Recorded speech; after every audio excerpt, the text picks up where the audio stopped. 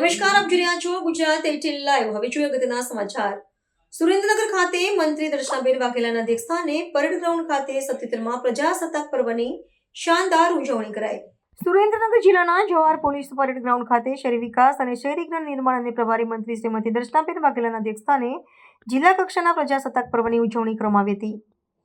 મંત્રીએ દેશની આન બાન અને શાન એવા રાષ્ટ્રધ્વજને ફરકાવીને સલામી આપી રાષ્ટ્રગાત બાદ પરેડનું નિરીક્ષણ કર્યું હતું। શહેરી વિકાસ મંત્રીએ જણાવ્યું હતું કે વર્ષ 2025ને શહેરી વિકાસ વર્ષ તરીકે ઉજવ્યા બાદ સુરેન્દ્રનગર, દુધરેજ, વઢવાણ મહાનગરપાલિકાઓને તેના ગઠનનું 1 વર્ષ સફળતા સાથે પૂર્ણ કર્યું છે।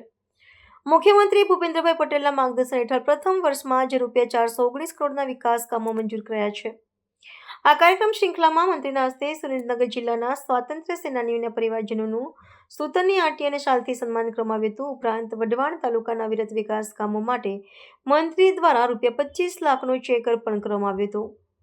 પ્રજાસત્તાક પર્વના કાર્યક્રમમાં દેશભક્તિ ગીત, કચ્છી લોકનૃત્ય, તલવાર રાસ, પિરામિડ જેવી સાંસ્કૃતિક કૃતિઓ રજૂ કરવામાં આવી હતી। આ તકે વિજેતા કૃતિઓને પ્રોત્સાહન રૂપે પુરસ્કાર આપવામાં આવ્યો હતો તથા વિવિધ વિભાગો દ્વારા ટેબ્લો પ્રસ્તુત કરવામાં આવ્યા હતા। આજે નારીની પૂજા થાય છે ત્યાં ઈશ્વરનો વાસ હોય છે એટલે પહેલા જ દીકરીઓ અહીંયા કૃતિ રજૂ કરે છે અને ગુજરાતીઓને અને ગુજરાતવાસીઓ, સુરેન્દ્રવાસીઓ, નગરના સૌ નગરજનોને હું ખૂબ ખૂબ શુભેચ્છાઓ પાઠવું છું।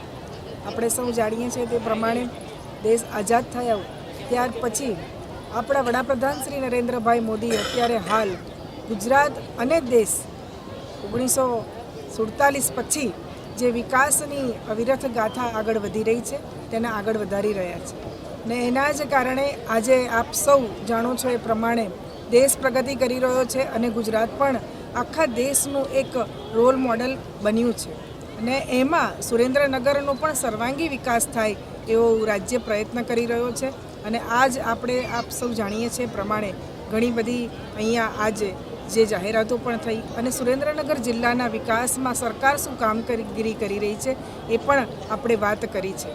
આપણા દેશના વડાપ્રધાન શ્રી નરેન્દ્રભાઈ મોદીએ હમણાં જ થોડા વખત પહેલાં જ જે સોમનાથમાં ધ્વજારોહણ કર્યું છે એ પણ સૌરાષ્ટ્ર માટે એક ખૂબ ઉત્તમ કાર્ય થઈ રહ્યું છે અને લોકોને ખબર પડે કે સોમનાથ માટે આપણે સૌ લોકોએ શું પ્રયત્ન કર્યા છે અને સોમનાથ અત્યારે ખૂબ સારી રીતે વિકાસ અને ભક્તિનું એક સ્થાન પ્રસ્થાપિત થયું છે।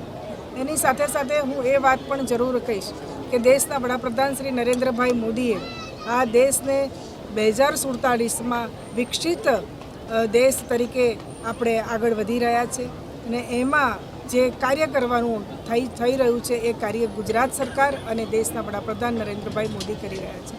ગુજરાતના મૃદુ અને મક્કમ મુખ્યમંત્રી ભૂપેન્દ્રભાઈ પટેલ પણ આ સરકાર દ્વારા ખૂબ સારું ગુજરાતના વિકાસનું કામ થાય એ થઈ રહ્યું છે। આપણે સુરેન્દ્રનગરને જોઈએ તો સુરેન્દ્રનગર પણ આજે ખૂબ વિકસિત જે જિલ્લો થઈ રહ્યો છે। હમણાં થોડા વખત પહેલાં જ ગ્લોબલ સમિટમાં આપણા સુરેન્દ્રનગર જિલ્લામાં પણ થઈ છે। દેશના અને વિદેશના લોકો અહીંયા ધંધા અર્થે આવે અને સુરેન્દ્રનગરનો વિકાસ થાય એવો પ્રયત્ન ચાલી રહ્યો છે અને નર્મદાના નીર દ્વારા ખેતીમાં પણ સુરેન્દ્રનગર આગળ વધે એવા સરકારના પ્રયત્નો થઈ રહ્યા છે।